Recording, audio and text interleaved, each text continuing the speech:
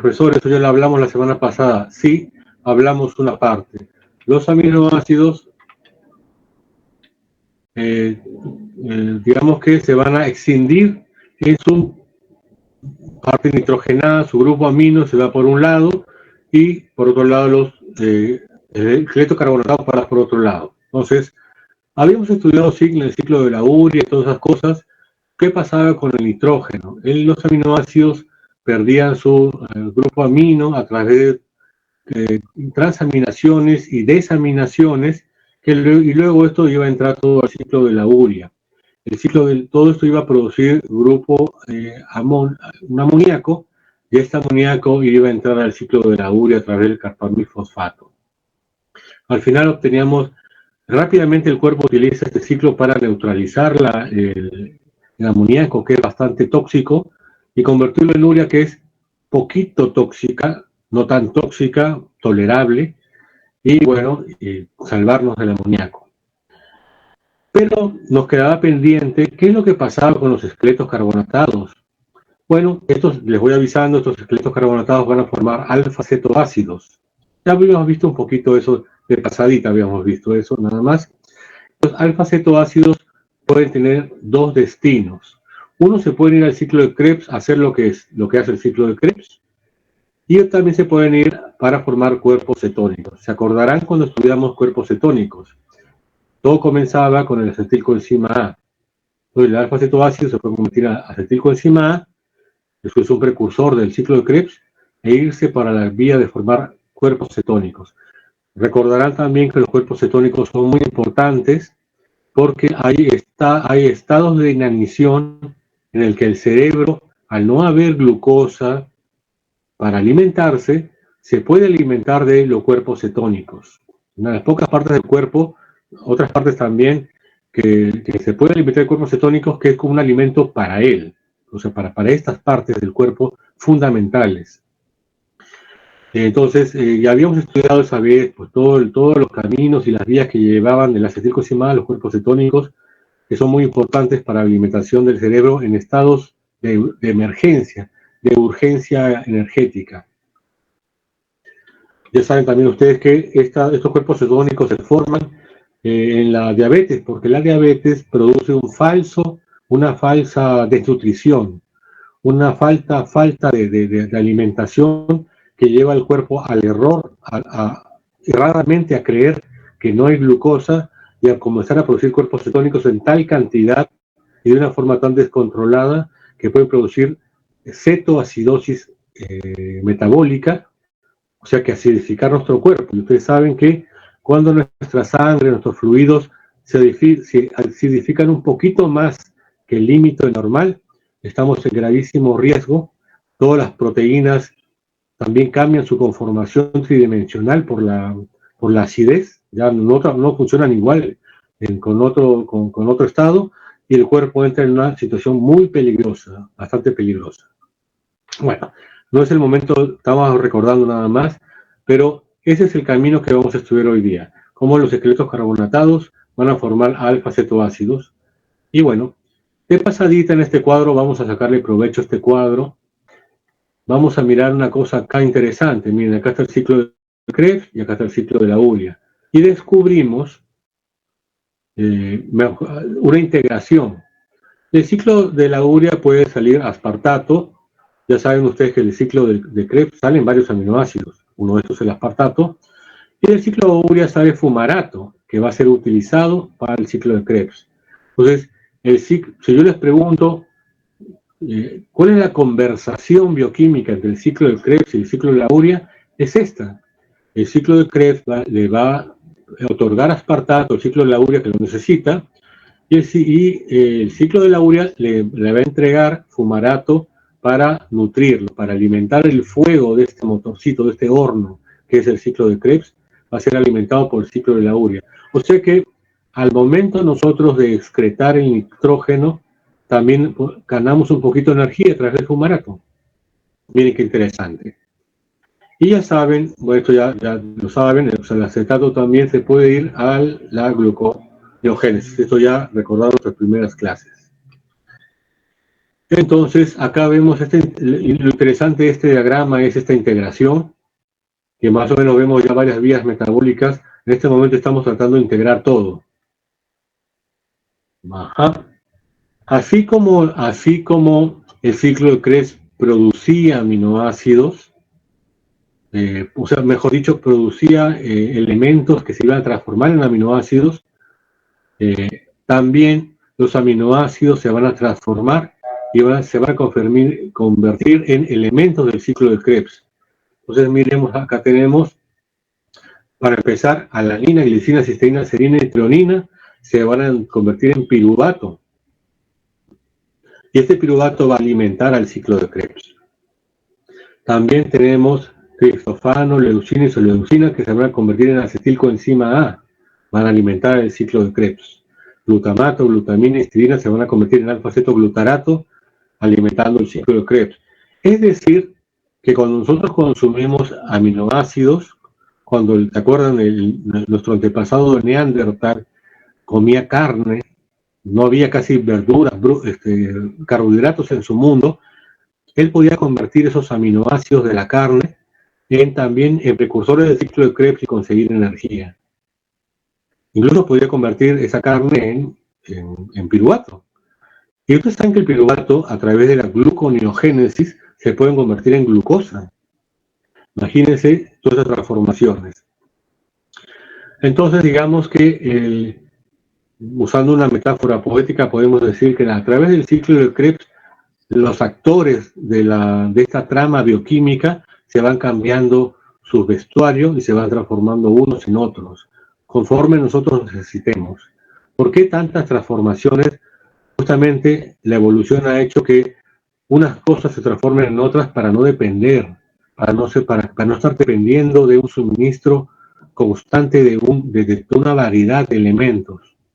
Por eso es posible que haya animales como la vaca que solo comiendo hierba toda su vida pueden producir una enorme cantidad de sustancias, aminoácidos, carbohidratos, enzimas, todo tipo de aminoácidos, purinas, pirimidinas, grasas, todo sale de esa humilde hierba, a través de que esas sustancias pueden intercambiar. Bueno, no nos perdamos en estas consideraciones metabiológicas, o sea, filosóficas, y vamos a regresar acá a nuestro doméstico ciclo de Krebs. Ahí vemos entonces que varios aminoácidos se transforman en elementos del ciclo de Krebs conocidísimos: succinato, fumarato, salacetato, piruvato, acetilcoenzima A. Muy bien, todos esos van a alimentar nuestro ciclo de Krebs y les van a dar energía. O sea que por un tiempo podemos estar sin comer azúcares y alimentando nuestro ciclo de Krebs. Entonces, para algunos aminoácidos, después de una simple transaminación o desaminación, su cadena carbonatada puede incorporarse directamente al ciclo de Krebs. Esto es lo que sucede con estos aminoácidos: asparagina,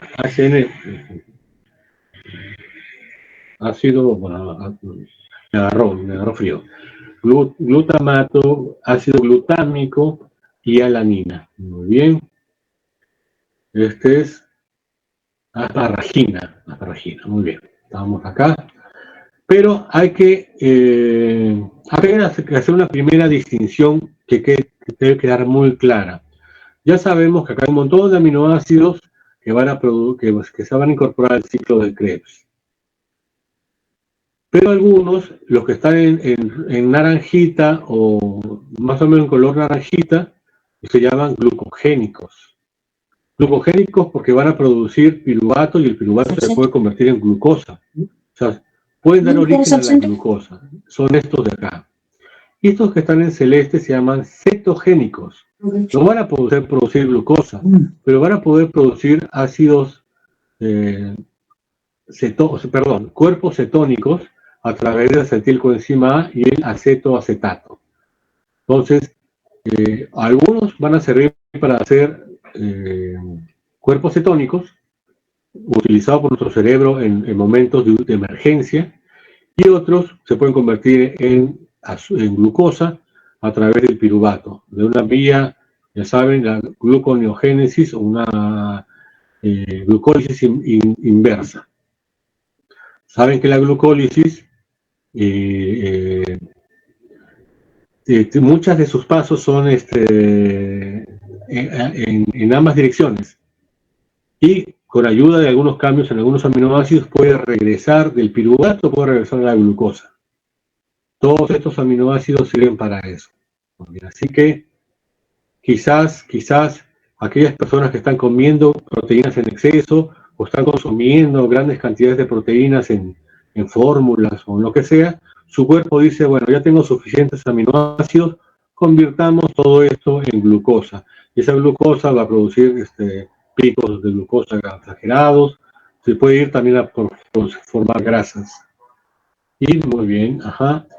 En el momento que nosotros estamos hambrientos, estamos en un momento de inanición durante varios días, quienes nos pueden salvar, porque recuerden que pueden evitar que nuestro cuerpo siga consumiendo sus proteínas, sus músculos, son estos aminoácidos de acá: triptofano, leucina, isoleucina, lisina, fenilalanina y tirosina. Estos van a entrar a esta ruta de los cuerpos cetónicos, y ya no va a ser necesario que nuestro cuerpo se sacrifique a sí mismo, se autodigiera, haga proteólisis, autoproteólisis para sobrevivir. Entonces, digamos que si yo les pregunto, por ejemplo, una pregunta de transferencia, ¿no? Esta no, porque ya le estoy soplando. Si yo les digo, muchachos, han encontrado, digamos, ha habido 3 náufragos que han sido encontrados después de 10 días de inanición. Ha sido encontrado en una isla y están en un estado severo de severa inanición. Lo primero que ustedes pensarán es, pues vamos a darle carbohidratos, ya. Pero yo les digo, estas personas están al borde del fallo neuronal, están al borde del colapso nervioso, porque su cuerpo, que ha estado consumiendo sus cuerpos cetónicos, ya no tiene cuerpos cetónicos de dónde sacar. Para evitar la destrucción cerebral, ¿qué es lo primero que ustedes le tendrían que dar? A ver, una pregunta, vamos a ver qué me contesta. Voy a repetir la pregunta, ¿ya?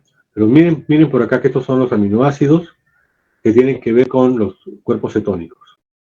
Vamos a preguntar acá. Vamos a ver dónde están todos los chicos. Muy bien. Por favor, Néstares, ¿me escuchas? Alumno Sí, Néstares. Buenas. Te voy a mostrar el cuadro y te voy a hacer una pregunta, ¿ya? ¿Ok? Ok. ¿Preparado?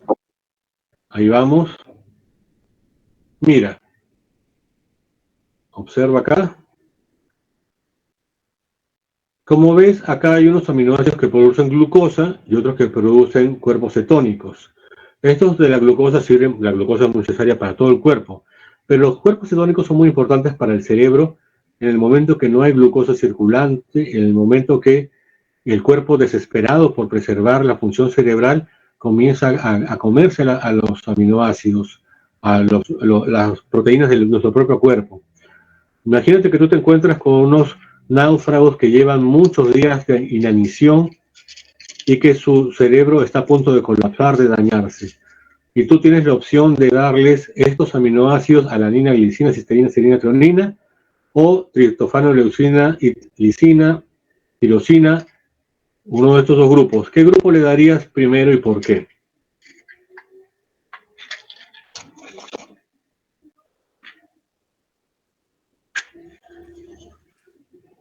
Sería cuerpos cetónicos, maestro. Claro, le darías estos aminoácidos porque para que el cerebro no se quede sin comer por lo menos esas horas, esos minutos, e inmediatamente, por supuesto, le damos grupos cetónicos. Muy bien. Entonces, ese tipo de preguntas son las que van a venir en el examen. Si más bien nosotros, otra pregunta para otro alumno, ya voy a escoger al alumno de una vez. Vamos a escogerlo. A ver. Miguel, ¿me estás escuchando? Sí, Alumno maestro. Miguel. Miguel. Alumno Miguel. Ah, no, Miguel. Apellido Miguel. Fabricio Miguel. Supongo que estás ahí.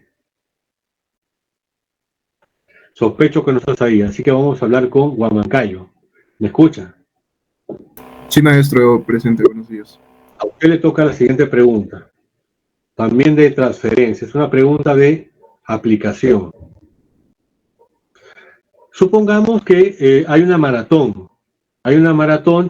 y por una triste situación no hay carbohidratos. Ustedes saben que en una maratón se consumen muchos carbohidratos. No hay carbohidratos, ya las personas han corrido durante 2 o 3 horas, se han consumido todo su glucógeno, toda su glucosa, pero ellos pueden consumir aminoácidos. ¿Qué aminoácidos le daría a usted? ¿Alanina o triptofano? Necesitan glucosa, les digo. Sí, maestro, sería la alanina, porque es un aminoácido glucogénico. Justamente es lo que necesita. Exactamente. Entonces, en este caso, lo más adecuado sería la alanina, glicina, cisteína, serina o treonina, por esta situación. Muy bien, excelente alumno. Veo que están muy atentos. Así que, miren, este es el cuadro que está en su Harper. Lean el Harper porque está muy lindo, muy bonito, muy explicado. Hay un poquito de desorden porque agarra cada aminoácido sin importar qué es lo que produce, pero más su clase creo que va a estar claro. Bien, entonces esa es una mirada general. Ahora vamos a estudiar los que producen piruvato, los que producen acetilcoenzima A, los que producen alfa-cetoglutarato, succinato, fumarato y oxalacetato. Vamos a empezar con los que forman piruvato. Acá lo estamos viendo, ya sabemos cuáles son, pero vamos a mirarlos más de cerca y estudiar sus vías metabólicas. Bien, acá tenemos el piruvato, que es lo más deseado ahorita. Y acá hay una serie de aminoácidos que van a contribuir. Acá tenemos treonina, que se puede convertir en glicina, que se puede convertir en serina, y todo va a formar piruvato. La cisteína se puede transformar directamente en piruvato, la alanina también, y el triptófano se puede convertir en piruvato, previamente se va a convertir en alanina, y previamente también se puede ir a formar acetilcoenzima A, pero ahorita eso no nos importa. Ahorita eso no es lo que queremos. Queremos saber cuáles que forman piruvato. Entonces, digamos que nuestro ciclo de Krebs está deficiente en piruvato. Ustedes saben que, así como nuestro ciclo de Krebs lo estamos conceptualizando metafóricamente como un motor, a ese motor tiene sus partes. Supongamos que ahorita nos está fallando la parte del suministro de piruvato. Aquí van a entrar a tallar nuestra treonina, nuestra glicina, nuestra serina, nuestra cisteína, alanina y triptófano para cubrir ese hueco, cubrir esa brecha, esa falta, esa fallita, entran estos aminoácidos. Entonces, están viendo que para que el ciclo de Krebs sea idóneo, muchas manos están interviniendo, muchos personajes intervienen. Así de importante es el ciclo de Krebs.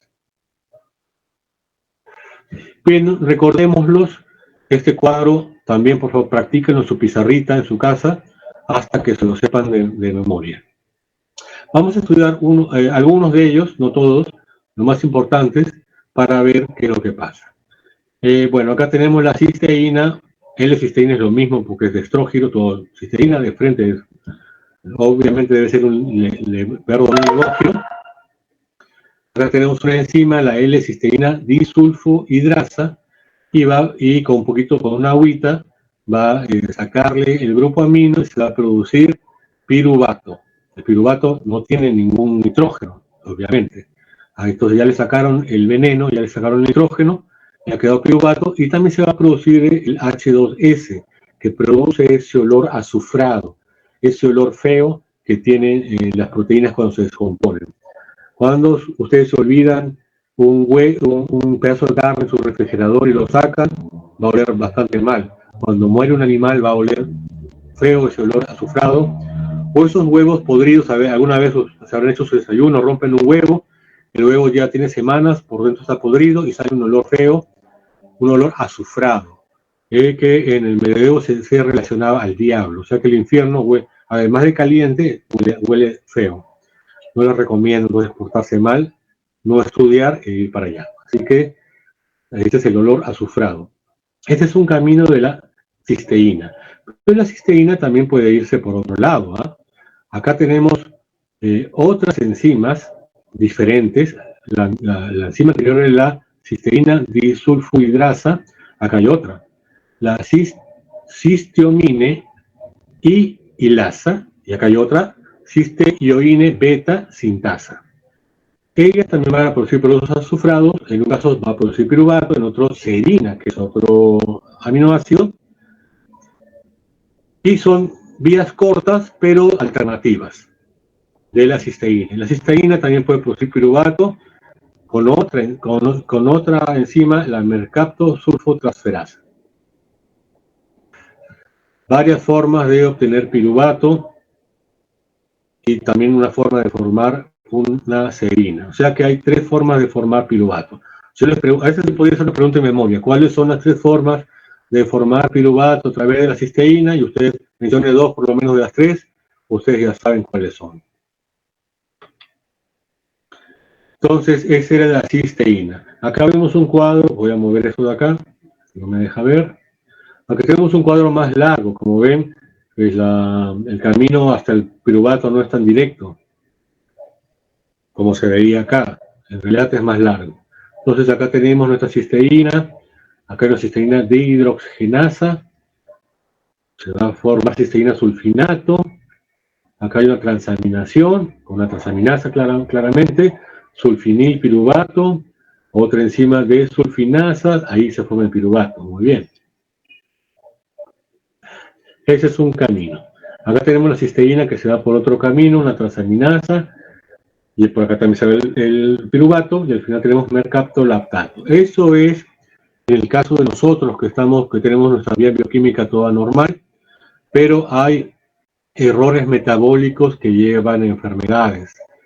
Un error en una de estas enzimas va a producir una enfermedad llamada cistinosis. Cistinosis viene de cistina, nosis, o sea, enfermedad. Y es una enfermedad metabólica, ¿no? Que hay un error metabólico. Todo error metabólico es producido por un error genético. Un gen que produce una de estas aminoácidos, una de estas enzimas, está fallado. Hemos nacido con ese error. Generalmente debe ser recesivo, o sea que somos homocigotos para ese error y tenemos la mala suerte de tener cistinosis. Si alguien mira el ojo de una persona que tiene cistinosis, va a encontrar que en ese ojo hay unos cristalitos blancos. Acá esta raya blanca no es que tenga una raya blanca como un reptil, sino que le han lanzado un haz de luz. Y en ese haz de luz podrán ver unos puntitos blancos. Significa que toda la córnea, que es un cristal que debería ser translúcido, está lleno de cristalitos blancos que no deja ver bien. Hay una serie de otros errores que eso ya en los cursos de patología genética van a estudiar, pero el más escandaloso, digamos, el más chocante, es que en la córnea, espero no haber dicho cristalino, en la córnea están estos cristales que están opacando la visión. Y es algo obvio que mirando a una persona, a los ojos a alguien, se puede notar. Cistinosis. Por supuesto, no son enfermedades totalmente incompatibles con la vida.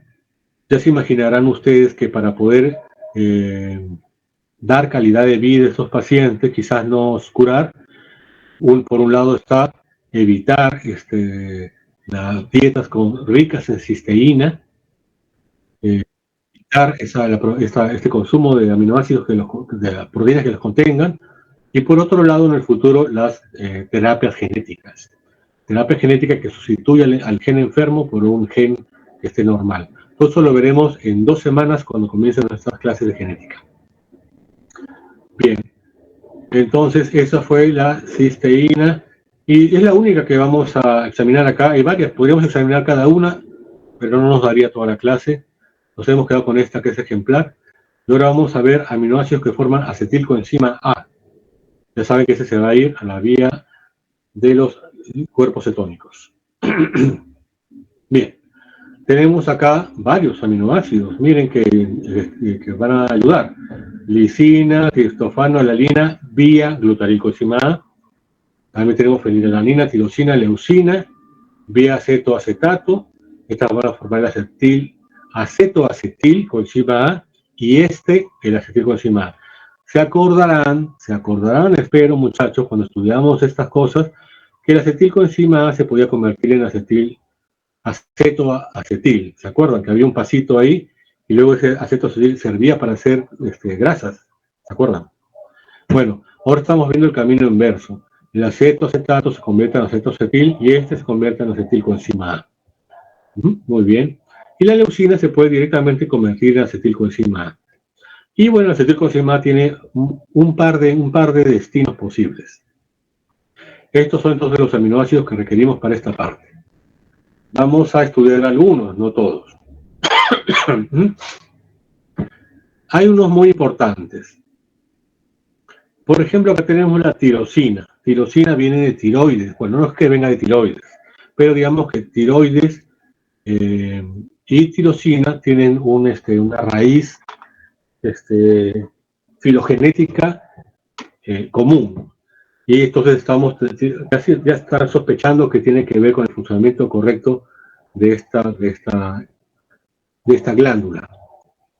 La tirosina, estamos viendo ahí, es un aminoácido con este anillo, que probablemente le dé color. Y ahí tenemos una serie de transformaciones, y se va a convertir en homogenizato en un primer paso.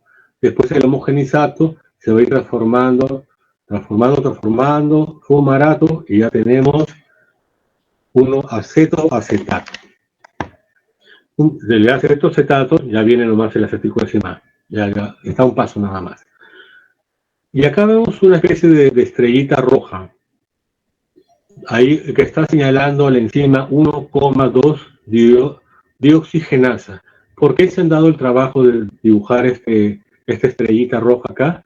Porque esta es una enzima importante que va a explicar una enfermedad genética. Generalmente cuando esta enzima es deficiente, cuando el gen en homocigosis está dañado, entonces acá se va a cortar acá esta vía y se va a acumular el homogenizato, que quizás se vaya por otro lado. Y esto va a producir una enfermedad. Entonces recuerden eso, acá está la vía metabólica y el paso más crucial es cuando aparece la enzima 1,4,2 dihidroxigenasa. Ajá, efectivamente, acá lo vemos, ¿no? Cuando hay este error en esta parte de acá, y eso lo dirán los compañeros que van a hablar, se produce una enfermedad llamada alcantonuria. Esta es una enfermedad metabólica hereditaria, el cual presenta un error genético, no congénito. Y hay un error, ya saben que solamente en toda obra humana hay errores, es la entropía que convive con nosotros. Los errores genéticos son aquellos que provienen de un defecto en los genes. Y los congénitos son aquellos adquiridos durante el embarazo. Por ejemplo, tomar talidomida, no tomar ácido fólico, o una mujer alcohólica, o drogadicta, que va a producir daños congénitos, porque el niño con el nacimiento, con su génesis, ya nace con ese defecto, pero es adquirido durante el periodo del embarazo. Los genéticos van más atrás todavía. Incluso en el espermatozoide y en el óvulo se está, digamos, cocinando la enfermedad que ya está viajando a través del espermatozoide y el óvulo al embrión. Ya antes de que haya concepción ya está la enfermedad cocinándose. Esta es la diferencia entre congénito y genético. Pero bueno, hagamos lo que se dice principio de caridad, quiso decir genético. Del metabolismo de los aminoácidos fenilalanina y tirosina. Ya saben que fenilalanina y tirosina están relacionadas. Acá la fenilalanina y la tirosina. La fenilalanina se puede convertir en tirosina y después venir todo este camino de acá. Acá está esta hormona de acá que hemos visto acá, HGD, y el homogecinato tendría que transformarse en ácido maleila acetoacético, pero como hay un error en esta enzima, se va a acumular el ácido homogenístico, que viene el homogenizato. Es frustrado entonces este camino y se comienzan a acumular una serie de rasgos dañinos para el cuerpo. Una de estas cosas es que la orina, luego de un tiempo, se oscurece. Si ustedes ven que la orina de alguien, o no sé si ustedes, ¿no? orinan y sale de color ámbar, aunque es normal que haya una orina, y después de un tiempo se oxida, se vuelve oscura, o hay manchas en los ojos, en las orejas, etcétera, etcétera. Entonces estamos hablando de la alcantonuria. Ya se imaginarán que la solución para la alcantonuria es limitar la cantidad de fenilalanina y de tirosina en la dieta, hasta cierto punto, porque es imposible vivir sin estos aminoácidos. Pero recuerden que es el exceso de estos aminoácidos el que lleva a que se vayan a estas vías, ¿no? Recuerden que podemos tener una cantidad de aminoácidos que van a ser utilizados para formar proteínas, se degradan, por las aminoácidos regresan, pero si hay un exceso, vamos a tener una gran cantidad de aminoácidos que tienen que ir por estas vías, y entonces y si la vía está dañada, van a producir más enfermedad. Así que un mínimo de aminoácidos absolutamente necesario para estos enfermos y ningún exceso. Esa es la idea. Aunque ustedes no lo crean como un dato curioso para ilustrar un poco nuestra a veces árida exposición, vemos acá una momia que tiene 1500 años de antigüedad, o sea, más 2000, serían 3500 de antigüedad egipcia, y aunque ustedes no lo crean, se ha encontrado que la pobre tenía alcantonuria. ¿Cómo habrán sabido que tenía alcantonuria esta momia? A ver, voy a preguntar acá a los muchachos. En última instancia, a ver, Gutiérrez. Señor Gutiérrez, ¿estará ahí?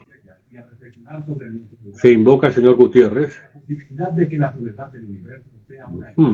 Creo que se ha ido por ahí a pasear. Vamos a invocar al alumno Córdoba. ¿Cómo está? Buen día. Sí, profesor, buenos días.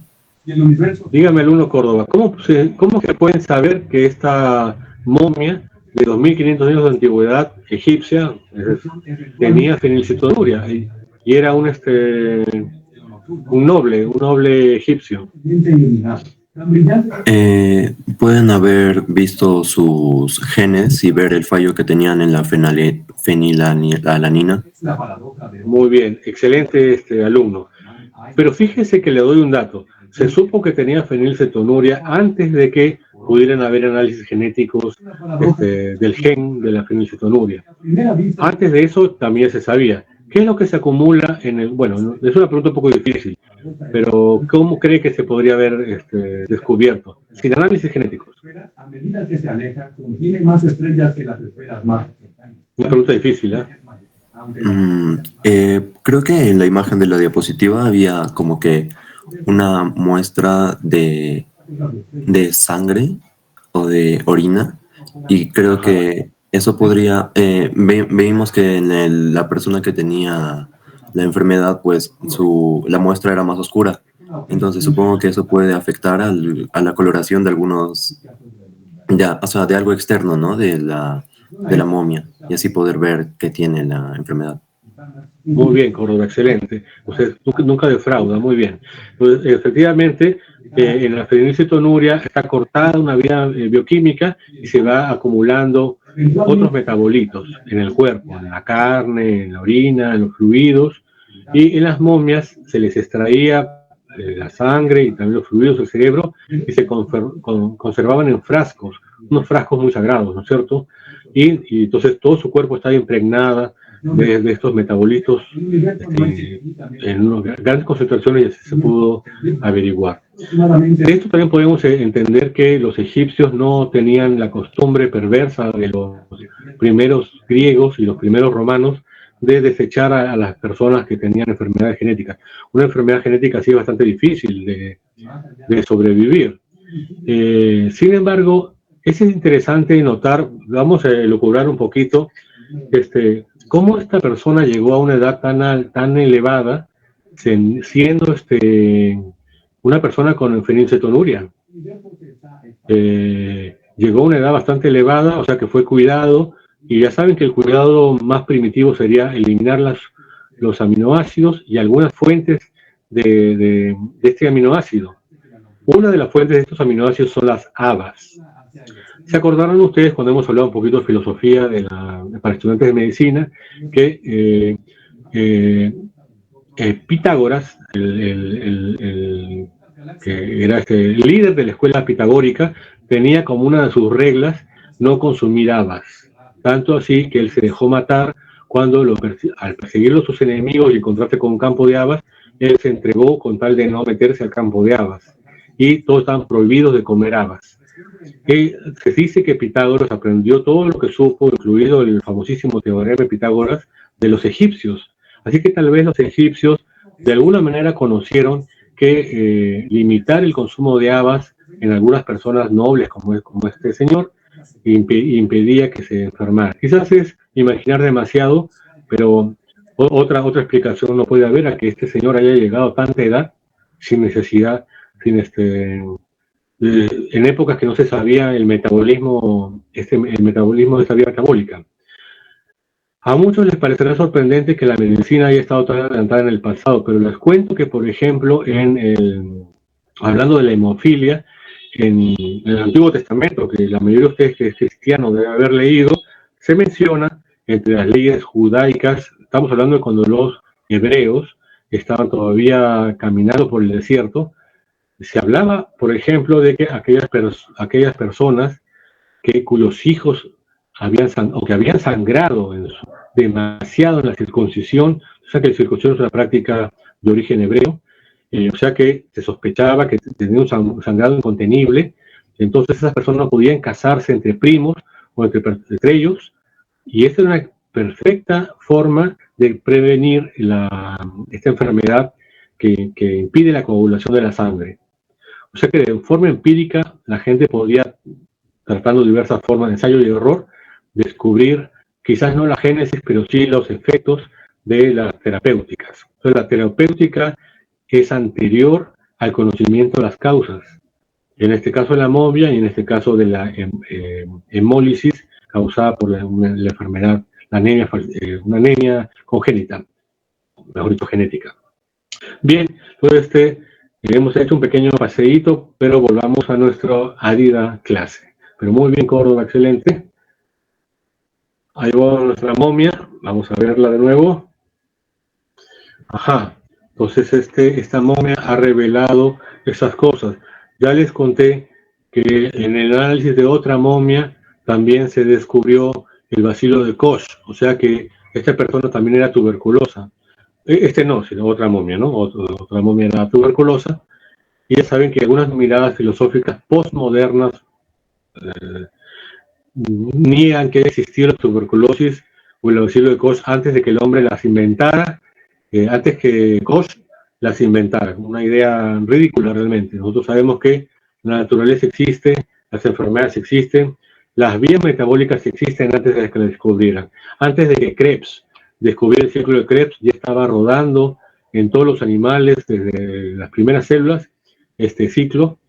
Nosotros solamente hemos venido a descubrirlo, no a inventarlo. Así que podemos tranquilamente hacer retrodicción hasta estos casos antiguos. Bien, acá tenemos la fenilcetonuria, que se realiza en muchos países como parte de un examen a los neonatos. Es muy probable que en Huancayo no se haga esto y que sí se haga en la maternidad de Lima. Y hasta es posible que ya no se haga en la maternidad de Lima. Aunque siendo la fenilcetonuria una enfermedad una de las más comunes de las enfermedades genéticas, probablemente sí, si es que el niño nace en la maternidad de Lima, o de hecho en la maternidad. Pero si nace en una clínica o en otros lugares, difícilmente le van a hacer esta prueba. Así que quizás sea mejor ir a la maternidad de Lima, o al seguro. Entonces acá tenemos que esto es una de las enfermedades genéticas que son de las más comunes y que se hacen pruebas bioquímicas y, mejor aún ahora, genéticas. ¿Qué tenemos en las bioquímicas? Nosotros ya sabemos que un niño, un recién nacido que tiene fenilcetonuria, va a estar acumulando algunas sustancias en su sangre, así que con examinar su sangre y hacer algún tipo de prueba bioquímica, vamos a poder detectarlo. Pero quizás esto ya es muy tarde. Para eso ha venido la genética, y vamos a ver acá, qué lástima, esto no se mueve. Ahora sí se mueve. Acá vemos un embrión humano muy temprano, pero muy temprano. Se está formando realmente la blástula. Esas células moradas son las células que van a origen más adelante al cuerpo. Todavía no hay ni ectodermo, ni endodermo, ni mesodermo, solamente están las primeras células y está rodeada de unas células en color verdecito que van a dar origen a la placenta, a todos esos tejidos nutricios. A pesar de que todos tienen el genoma ya del embrión, solamente una parte va a ser destinada al cuerpo. En este momento ya se puede detectar la fenilcetonuria. ¿Por qué? Porque allá hay por lo menos unas 10, 20 células, cada una de ellas tiene el gen defectuoso y una sonda en una clínica genética o de fertilidad puede identificar la enfermedad para tomar una decisión, ya dependiendo de las consideraciones.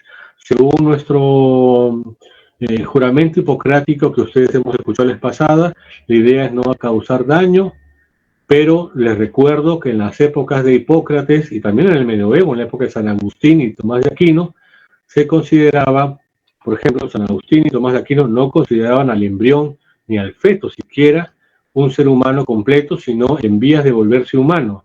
Solamente se convertía en humano cuando ya entraba el alma al feto en unas semanas antes del parto, no en la concepción.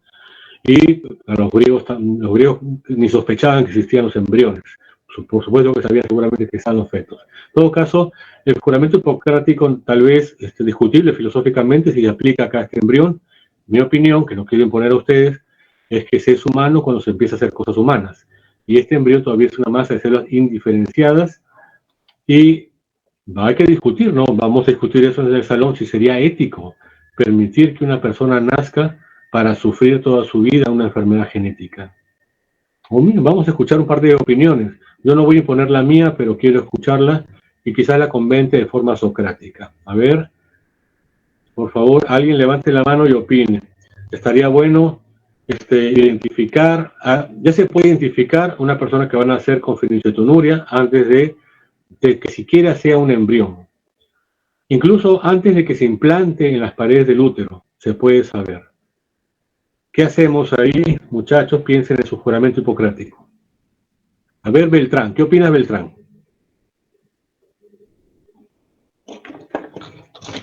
Yo creo que se daría la vida, ¿no? Porque, o sea, la función del médico es preservar y velar por la vida humana, ¿no? Entonces, ¿por qué darle esta oportunidad? A ver, entonces, vamos a escuchar otra opinión. Alguien que para hacer un dilema necesitamos una opinión opuesta. A ver, ¿alguien tiene una opinión opuesta?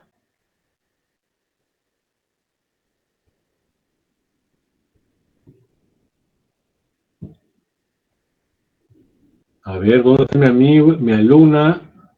¿Dónde está? Bien.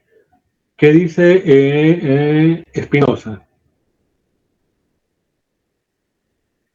Bueno, maestro, también coincido con mi compañero anterior, ya que en el juramento hipocrático pues se dice que se debe preservar la vida.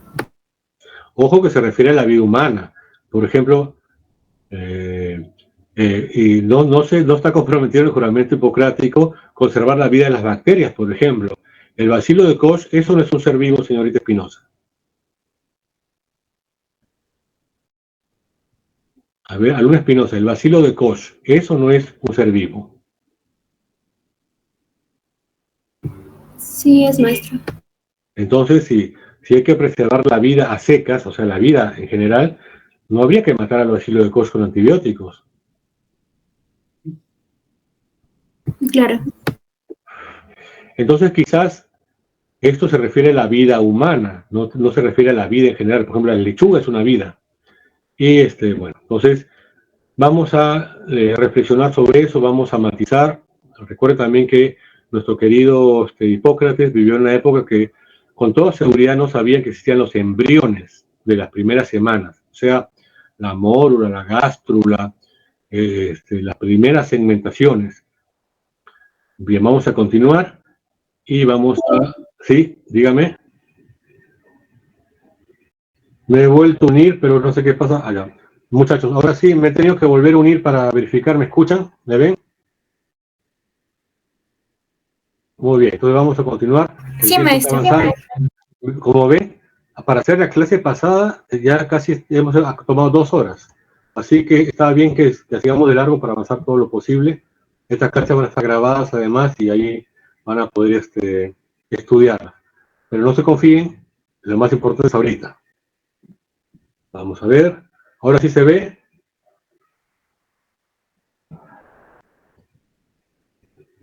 ¿Se ve o no se ve, muchachos?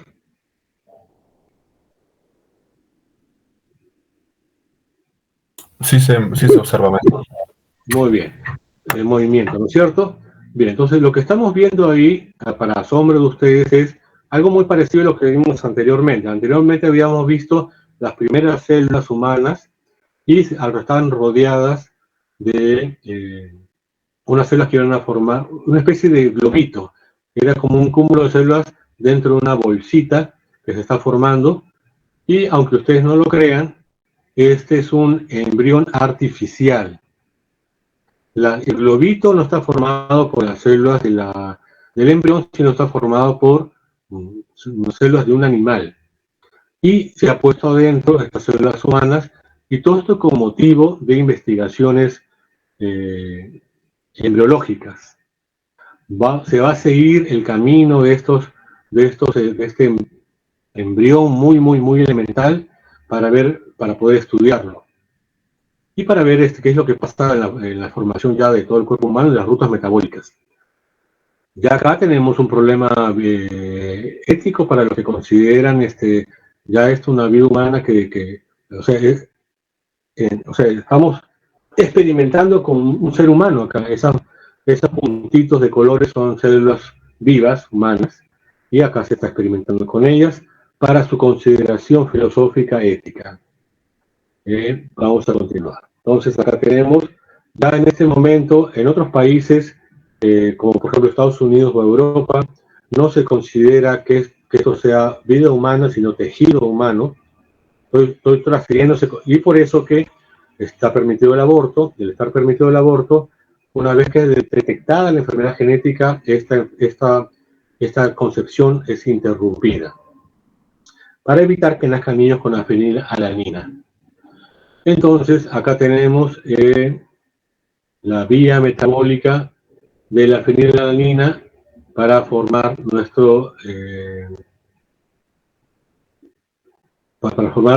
para entrar a nuestro ciclo de Krebs. Este es el paso que está dañado. Muy bien. Ahora vamos a entrar, me faltó poner un subtítulo, creo que esta es la penúltima, es para formar aminoácidos que forman succinilcoenzima A. Entonces, el succinilcoenzima A es uno de los pasos del ciclo de Krebs, está acá está, como lo ven, y estos aminoácidos van a contribuir a la formación de succinilcoenzima A, no directamente, sino a través de una serie de transformaciones. Vamos a sacar el saco, en Lima ya está haciendo calor. ¿Cómo está ya? ¿Frío o calor? Bueno, ya, el calorcito. Bien, acá tenemos isoleucina, metionina, homocisteína, treonina, valina. Vamos a estudiarlo con más calma.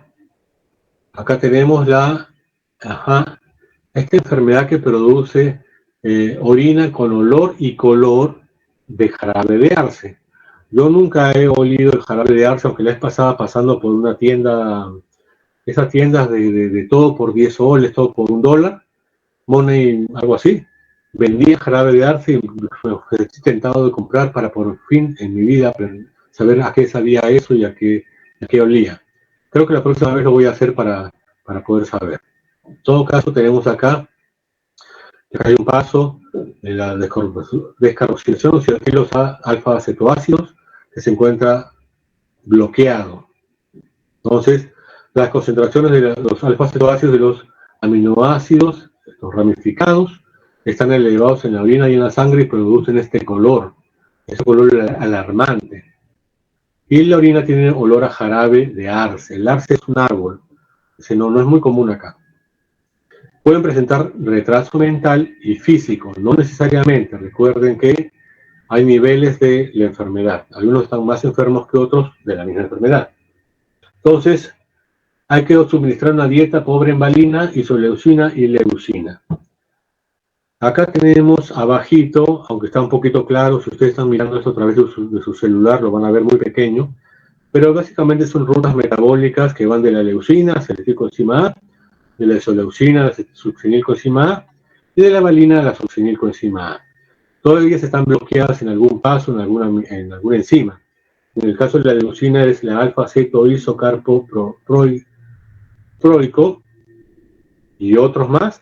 Ya no es necesario aprendernos de memoria, pero acá hay un bloqueo en la ruta metabólica y se producen por estos 3 casos esta enfermedad.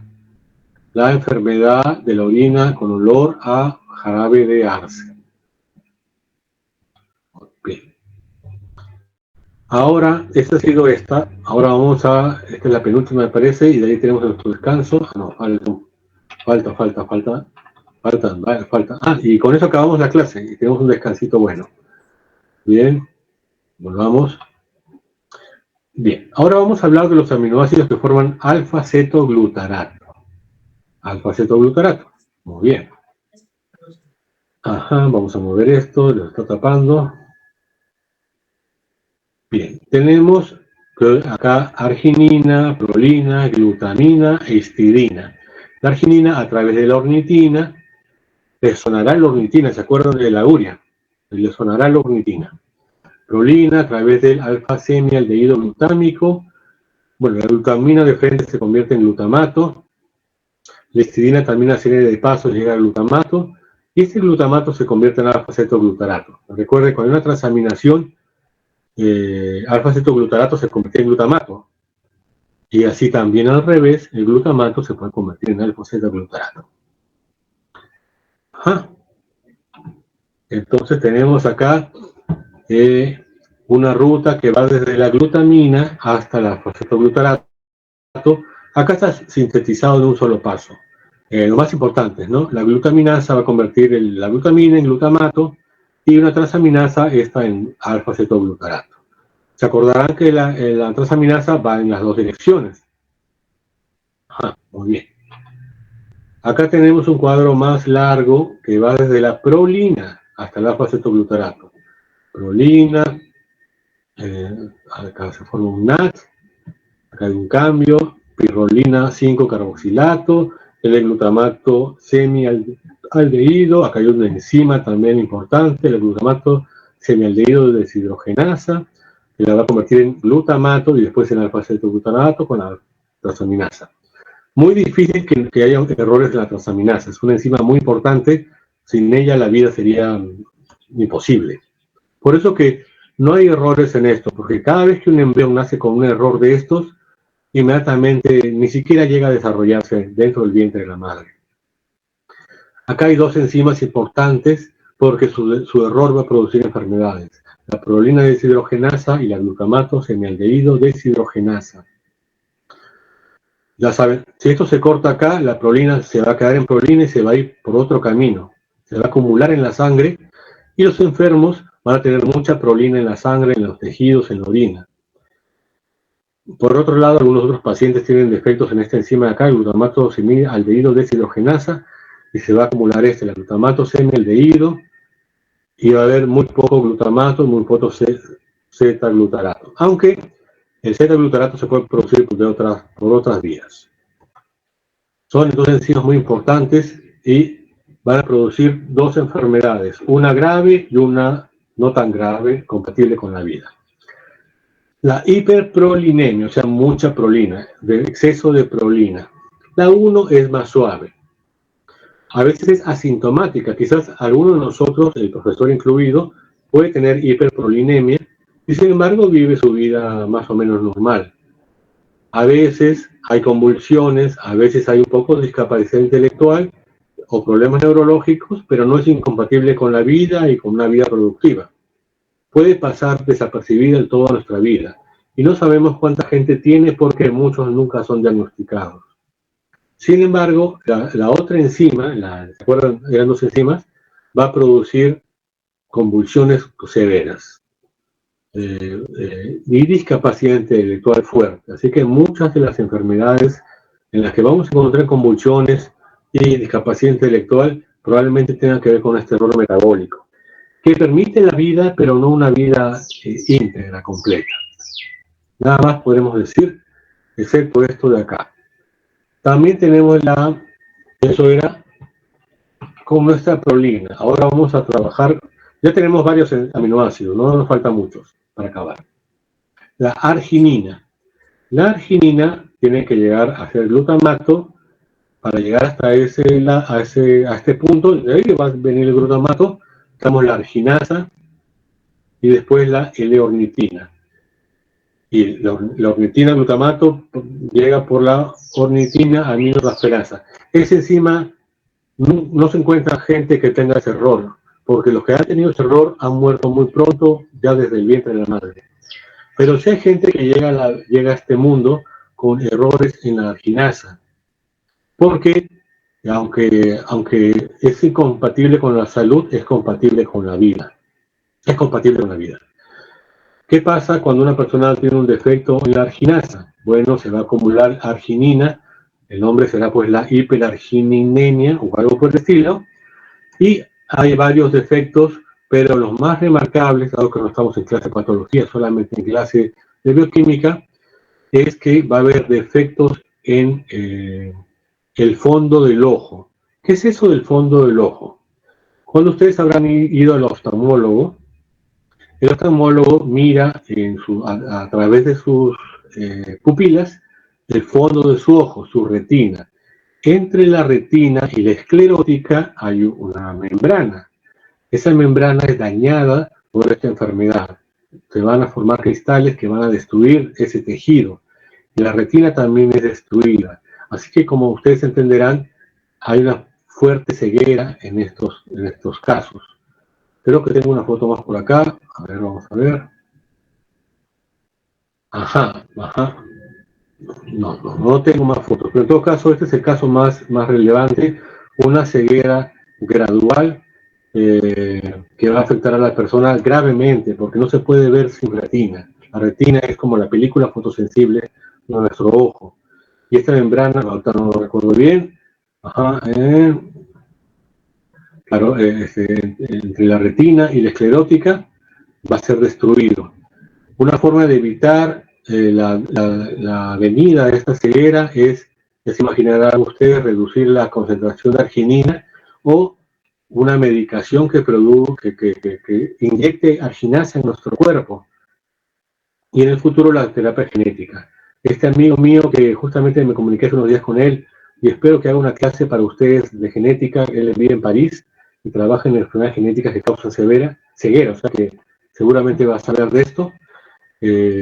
Ya les pediré que haga un videito para ustedes y eso serán las clases de genética. Entonces, esto ya él nos dirá que qué harán, cómo harán para sustituir este gen dañado. Yo no tengo idea de cómo se hace eso. Bien, ese es con esa enfermedad. Ahora tenemos otra vía metabólica que va de la histidina hasta nuestro el glutamato. Y vamos a ver, hay varios pasos. Hay una enzima llamada histidasa. Ya están viendo una rayita roja, significa que ahí, un error ahí produce una enfermedad. Ahí tenemos otras enzimas, no tan fundamentales. Esta es la más importante. ¿Qué pasa cuando esta enzima está dañada? Bueno, hay varios defectos clínicos, pero ahí podemos ver algunos graves, ¿no es cierto? El nombre, si yo les pidiera que pongan nombre a esta enfermedad, se llamaría pues hiperhistidinemia o algo por el estilo. Defectos del habla, retraso del desarrollo, hipotonía muscular, hiperlaxitud muscular, protrusión de la lengua, o sea que la lengua está como para afuera, cialonorrea, estrabismo convergente y bilateral y pies valgos, o sea como que hacia afuera y hacia adentro, o sea que se van como hacia adentro, la parte de que está hacia el centro del cuerpo. Y bueno, otra enfermedad genética que se puede diagnosticar preimplantacionalmente. Creo que esta es la última. No, esta es la penúltima.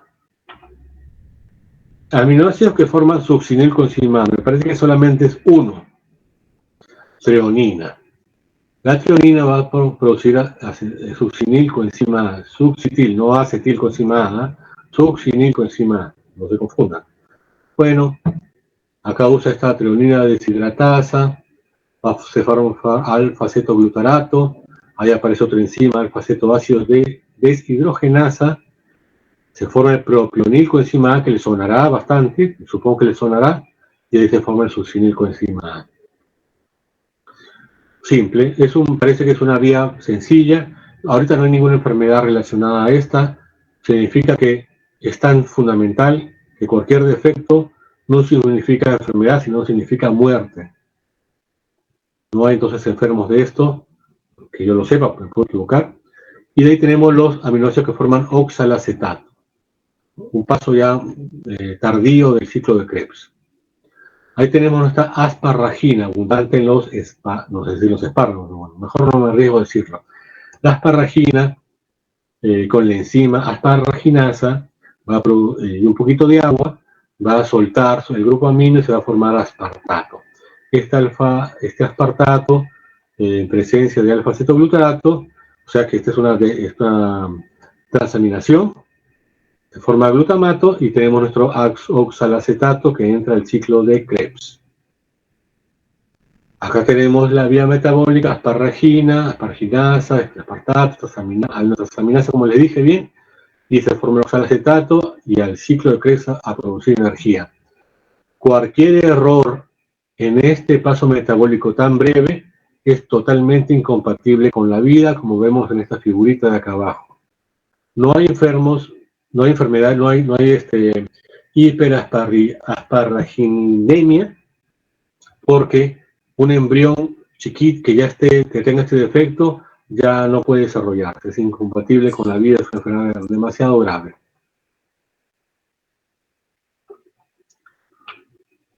Y eso ha sido todo por esta parte, muchachos. Pero antes nos vamos a hacer algunas preguntitas. Explica un poquito más. Un dato nada más, una frase.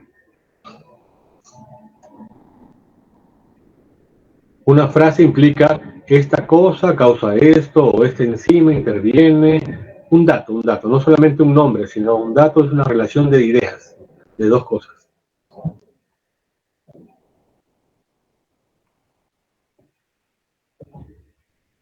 Profesor. ¿Cómo está? Por favor, devuélvame la esperanza, dígame un dato de todos los muchos que hemos hablado, abundado en esta clase, la momia, lo que sea. Embrión. En que hablamos al inicio de la degradación de aminoácidos, ¿le podría dar el primer paso para la degradación de los aminoácidos? Es la desaminación, que elimina el grupo amino y libera amoníaco. Muy bien, muy bien, muy bien. Aunque eso era la clase pasada, ya vimos la parte del esqueleto carbonatado, pero está bien. Okay. Está bien. Ahora vamos a hablar con Candioti. Candioti, un dato, por favor. Profesor, buenos días. ¿Podría mencionar lo de la fenilalanina? A ver, adelante. Ocurre un error y eso dentro de su ruta metabólica, eso afecta a da como resultado la fenilcetonuria. También interviene ahí la tirosina. Excelente, excelente, excelente. Y por último, Bendezú, un dato interesante. A lo que mencionó, maestro, sobre las aminotransferasas, al final que su deficiencia o que no existan es incompatible con la vida. Y, por ejemplo, en algunas enfermedades no es que desaparezca, sino que solo hay un decaimiento en su cantidad. Muy bien, excelente, excelente. Entonces, bien, queda demostrado que no es suficiente escuchar la clase. Hay que repasarla, estudiarla, volverla a estudiar. Al menos este video se va a quedar acá. Y entonces, pero al menos hemos cumplido con esta parte importante. Hemos repetido la clase que la vez pasada no estaba tan claro como hasta ahora. Y ahora vamos a descansar merecidamente, 10 minutos creo. Nos vamos a reencontrar a las 10:40. Y ahí vamos a empezar con una última clase y es la última. Así que el alumno nuevo puede cortar la grabación para no gastar bytes. Y luego va a retornar la grabación cuando volvamos, ¿ya? Entonces voy a anotar acá